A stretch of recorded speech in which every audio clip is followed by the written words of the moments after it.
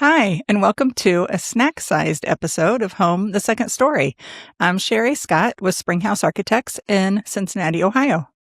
And I'm Marilyn Modinger with Runcible Studios in Lancaster, Pennsylvania and Boston, Massachusetts. Well, today we want to talk about trendy versus timeless.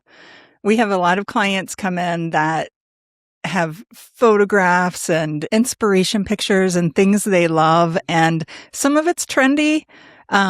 But one of their concerns is, if I'm investing all of this money and I'm taking all of this time and all of these resources to do a big thing like this, I want it to last and I want it to be timeless. And how do we do that when we love trendy things? Because that's why it's trendy, because it's beautiful.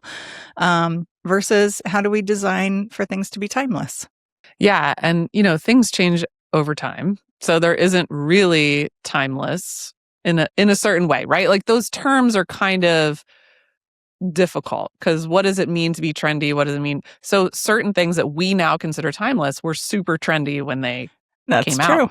Yep. So if we look back over architecture history, especially vernacular architecture history or, homes, then we'll see things that were super trendy at the time that are now what we would consider timeless. Or that things that were not popular at all when they came out, or people thought that it was too modern and too weird, like Craftsman. Oh, weird. And now everyone's like, oh, that we love Craftsman. So sometimes things need time to bake a little bit. Yep.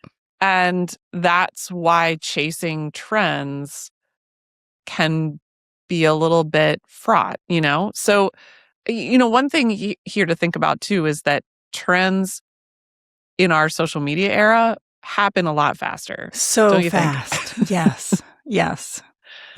Let's talk some specifics. Oh, yeah. Okay. Let's get one of the huge trends that everybody is over, I think, is black and white modern farmhouse. Oh, yeah.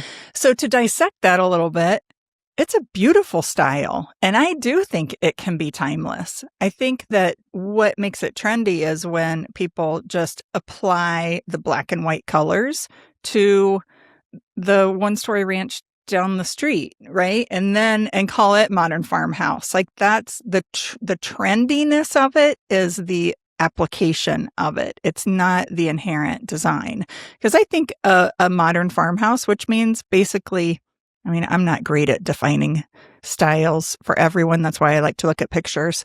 But, more of a simple massing form, typically 2 stories, doesn't have to be, but some verticalness to it. And it's not dependent on black and white, but it's dependent on kind of the minimalism of that. And that's where the black and white trend kind of came from, because it's more minimalist. So I think things come in as design elements, and if you can pull the actual design elements out of it, not the trendy part out of it, not the simple application part out of it, then it can be a timeless design. I have so many hot takes, so I'm trying to figure out which of these I should actually say. Right, I know. But, I don't really think about like style. Like if someone is like, I want a modern farmhouse, I'm like, I'm not interested in that conversation because it's just very reductive. It's very simplistic way to understand what design is. So for me, the idea of something being trendy or timeless is grounded in deeper principles than certain colors or certain things that people see on Pinterest. Things that will always be timeless are spaces that function really well, spaces that have good lighting, spaces that accommodate your life well. That's good. That's timeless to me. And whether it's, sort of purple or blue or black or white is sort of to the side. That's to me the bones of it. But think there are styles. There are architectural styles. There are, yes. I just struggle a little bit with the concept of style in architecture. Yeah, I hear where you're coming from. And I think that's how our brains work. But our clients, when they sit down with us across the table, I feel like they come with this vocabulary from social media or wherever else. And that's the only way they have to communicate it to us. And, and that's why I always say, bring pictures, because saying these words, even me saying modern farmhouse to you, we're both in the same industry and it means something different to both of us. Right. And I think that's ultimately what we're on a podcast that's mostly about words. So we can't show pictures very easily here. Yeah. But I think that's absolutely it. So I also find that sometimes when I'm working with people, with homeowners at the beginning of a project, they're a little bit hesitant or ginger to use these terms, like style or modern farmhouse, or even, to use terms because they're concerned. They know that I'm a professional, right? So it's like if I went into a fashion designer who was going to be making me a custom garment and I was using all the wrong words because I'm not, right. I don't know the right words. I don't know how to talk about all those things. But if I come in with photos and with inspiration images, now we're speaking a similar language. And now we can point at things and say. So I think when it comes to trendy and timeless, like these ideas, when someone says, I really want a timeless design, that actually means something drastically different to different people. So it helps to look through images together and say, well, what do you think this means about, is this image timeless to you? Is this image trendy to you?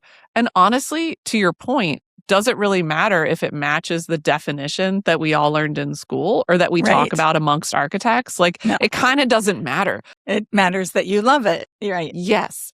And it matters that you're doing things that are sensible, and that make sense for the project. Yeah, and that's a good point. I took it in the design direction, but I think that a lot of our clients, when they say timeless, they do mean I don't want it to lose value. Right. Yeah. Which is a whole other conversation. That's a whole other conversation. Yeah. Yeah. I think sometimes, in these conversations too, I mean, we've definitely gone straight to the highbrow conversation about, timelessness and what that might mean. There are also these conversations where it's 10 trendy things we're not doing in 2026, So and I'll read these, on Instagram or whatever, and I'll read these lists of we are not doing waterfall countertops, we are not doing this, we are not doing this. And I'm sort of okay, it's not true. That's not true. Right. And or does that matter? So the trend cycle in architecture or in homes has to be longer because you can't, the trend cycle with clothing is you can buy a piece of clothing. Yeah, I was going to say a pair of jeans. Right. And wear it for a season and you're like, oh, these aren't cool anymore. I mean, that's not ideal. Fast fashion, not ideal. Well, but you could do that. Whereas a design process, it takes a year, the construction, which takes 18 months, and then you move in and furnish it, which takes another 6 months. And you're referring back to some trend that you saw somewhere.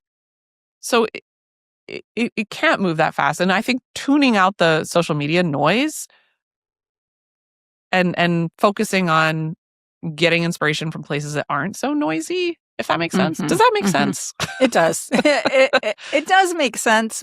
What I want to say to clients of mine is you don't have to worry that much about it. Just tell me what you like and we'll figure it out together. And I will take care of you and I will guide you to a timeless project that is a style that you love because you showed me 10 different things that you love. And we kind of pull it all together. And maybe that's where I'm always hesitant to call it a style because at Springhouse, we don't have a style that we design in. You tend to accumulate clients that kind of like the same things because of portfolios and all of that. But I say scale and proportion. It is all scale and proportion. And if you can get that right, then it doesn't matter. Another thing is one of my pet peeves is timeless does not mean traditional, right? Yes. Here. Yes. A modern design can be timeless. A traditional design can be timeless. Anything in between, like it doesn't even have to have a name, and it can be timeless. It's just beautiful. There's something about architecture, especially residential architecture, when you live in it and you host things in it and you raise your family in it. There is a timelessness to that when you get the scale and proportion right. That's 100,000% right. And I think, people are worried about things like the aesthetics mostly when it comes to sort of timeless versus trendy, and which I get. And sometimes the way that I have that conversation is to say, well, paint the walls whatever color you want, because that's easy. That's easy to change. And honestly, the sort of what looks out of date, as long as it's not completely off the wall, is probably good for 15 or 20 years, in a lot of ways. If you're choosing shaker cabinets and whatever, those aren't going quote unquote out of style. There is always going to be something new and flashy that's coming around because people are trying to sell you, whether it's products or whatever. People are trying to sell you on things and trying to convince you that the faucet you bought last year is so out of date. Right. And that's it's just not true. Right. It doesn't translate. Hopefully it doesn't translate to architecture as quickly. I think it's much more of a mindset thing. What do you love? And if you look at great fashion icons, people who dress really well and, they have sort of timeless looks because they return back to the same basic principles about fit and knowing their lifestyle, quality. And then the other stuff just kind of goes away.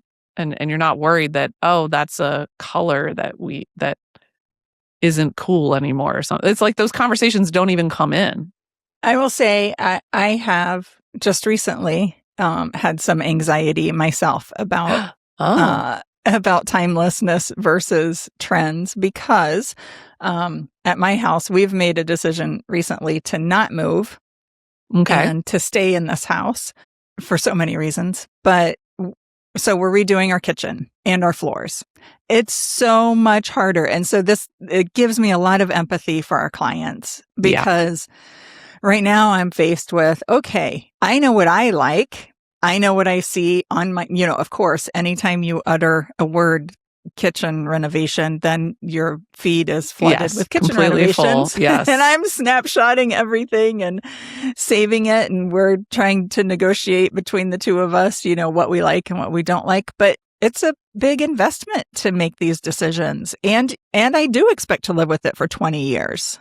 Yeah. It's tough to pull the trigger. And my intention is to make a couple of selections and then take it into my office and ask my professional people for their opinion, because even though I make these decisions for other people every day, it's hard to make it for yourself.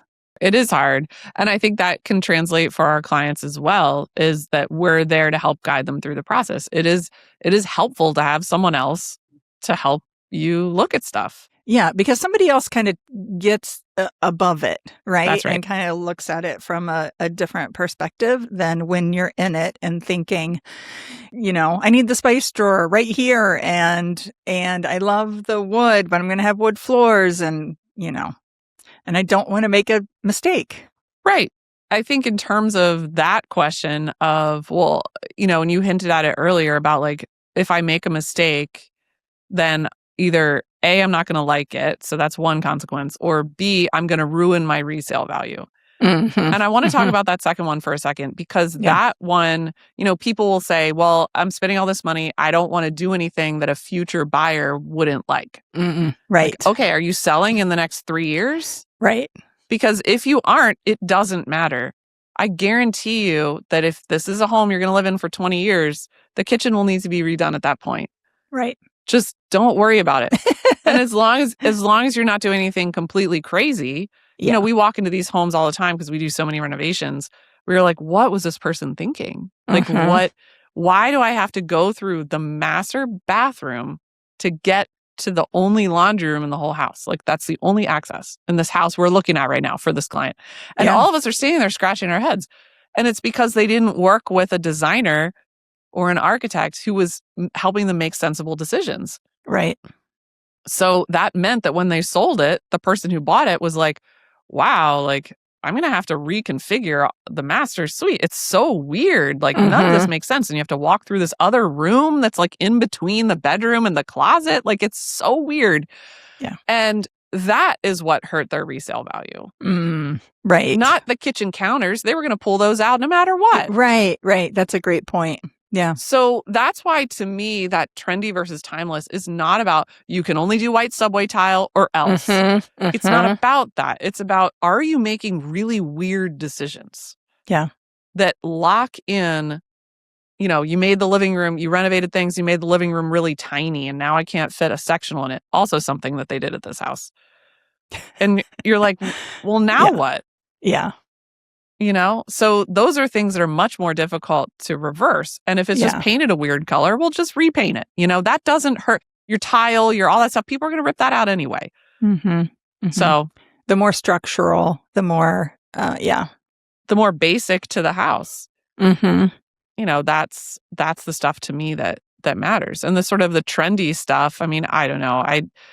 We can't make it through an episode these days without bringing up AI. I think, when people are looking for images on Instagram and Pinterest and wherever else, it's chock-a-block of, AI images. For sure. That have no grounding in reality. And I think that is also making it difficult for people to kind of decipher what to do. Right. And those images get generated so fast. I mean, our cycles are going to continue to get faster and faster because now we don't have to see something we love and then have, 100 other people build it to see it everywhere. Now it's we'll just generate an image. That's right. And that can be helping, the whole conversation about AI can be helpful, but it can, I think in the long run, it's going to speed up our cycles and make things seem more trendy than they ever have before. I think you're right. I also think that, if you look at an architect's or designer's website, if you look at my website right now, all of my projects that I'm showing are from 3 years ago at the earliest. Because by the time I'm in design right now or construction on projects that I won't get to take photos of for a year or two till they're done. Right. So what you're seeing on people's websites is like behind, if that makes sense. Not behind in terms of trends or whatever, but is not what they're doing right at this moment. Right. And I think that traditionally has been how people got inspiration images, is looking at designers' work. Which is 2 or 3 years that by the time you're documenting it, it's 2 or 3 years behind when you're doing it. And now we're doing some slightly different things. We're trying some new things. But AI is like so fast that, I think that's it's going to be very interesting to see how that impacts how people think about this question. Yeah. So keep an open mind. Keep an open mind versus timeless, and just ask for what you want. Have pictures of what you love. Yeah. Even if people bring me trendy pictures, we'll talk about it. Like, I don't want to scare people off from just saving all the pictures that they love because, my architect's going to think that I just want an AI image or whatever. We won't think that. Just bring it and we'll talk about it and we'll figure it out in real life. Bring all the images, put it all together. And, trust your team. Don't worry so much about what some Instagram person is saying, the top 10 things you should never do. That person is interested in selling you content, not helping you make good design decisions. Yeah. On that note. Okay. Thanks for joining us today on Home the Second Story for a quick stack. Questions for us, topics you'd like us to cover, or interested in being a guest? Reach out at admin@htsspodcast.com and follow us on Instagram. See you next time. Thanks for listening to Home the Second Story podcast. Feel free to share this episode with a friend. Contact information for both of our architects are in our show notes. And don't miss future episodes. Follow or subscribe to our show for free in Apple Podcasts, Spotify, YouTube, or wherever you're listening right now.